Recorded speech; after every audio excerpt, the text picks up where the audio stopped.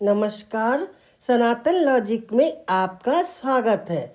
आइए आज हम जानते हैं शिव जी को दूध क्यों चढ़ाया जाता है, क्या कारण है। चैनल पर अगर आप पहली बार आए हैं तो सब्सक्राइब कर लीजिए और बेल आइकन को दबा दीजिए। भगवान भोलेनाथ को दूध चढ़ाने की धार्मिक मान्यता इस प्रकार से है कि विष्णु पुराण के अनुसार श्रावण मास में ही समुद्र मंथन हुआ था।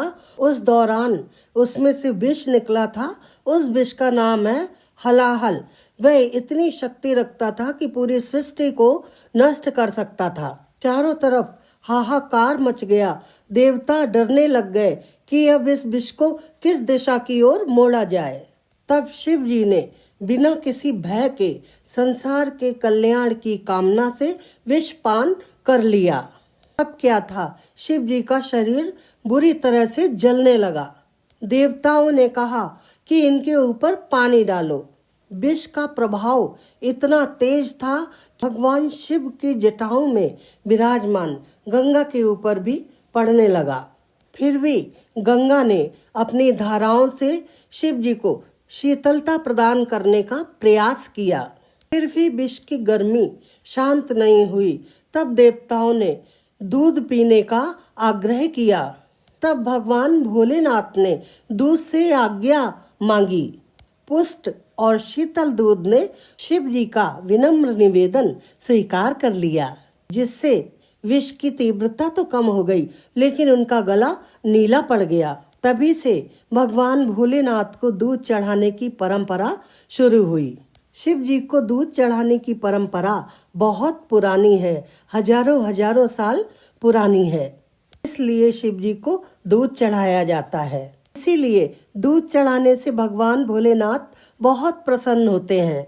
ऐसी भी मान्यता है कि भगवान भोलेनाथ को दूध चढ़ाने से संतान की प्राप्ति होती है।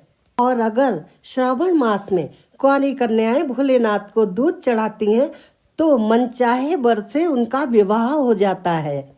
आइए अब हम जानते हैं भगवान शिव पर दूध चढ़ाने का वैज्ञानिक कारण। कुछ लोगों की मान्यता है कि श्रावण मास में गाय भैंसे जो चारा चरती हैं वह कभी कभी विषाक्त भी होता है। उसके ऊपर कीड़े बैठ जाते हैं, गाय भैंस वो भी खा लेती हैं। आयुर्वेद के हिसाब से भी श्रावण मास में दूध पीने से मना किया गया है। आयुर्वेद में कहा गया है वात, कफ और पित्त की प्रबलता हो जाती है श्रावण मास में दूध पीने से। इसका एक वैज्ञानिक कारण और है। श्रावण मास में नालियों के अंदर जहां सूर्य का प्रकाश नहीं जाता है, तरह तरह के जहरीले कीड़े पैदा हो जाते हैं। वे कीड़े अगर नालियों से बाहर आ जाएं तो वनस्पतियों के लिए और प्राणी मात्र के लिए बहुत ज्यादा नुकसान करने वाले हैं।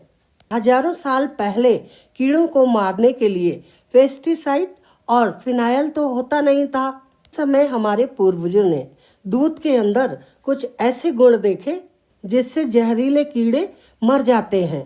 तो इस प्रकार से शिव जी के ऊपर दूध चढ़ाना व्यर्थ नहीं है। दूध चढ़ाने से हमारे स्वास्थ्य की रक्षा होती है। दूध का प्रयोग मैंने भी अपने बगीचे में करके देखा और आप भी करिए।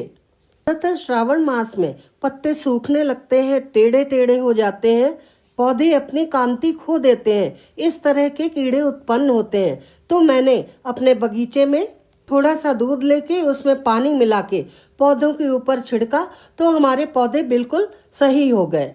दोस्तों, तो श्रावण मास में शिव जी को दूध इसलिए चढ़ाया जाता है। और शिव का तो अर्थ ही है कल्याण, अर्थात जो सबका कल्याण करते हैं।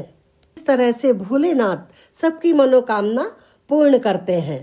कहते हैं ना, पहला सुख निरोगी काया। अगर हम निरोगी रहेंगे तो सारे सुख स्वयं हमारे पास आ जाएंगे। दोस्तों, जाने से पहले लाइक के बटन को दबा दीजिए। प्रेम से बोलिए शिव परिवार, माता पार्वती की और भोलेनाथ की जय। ओ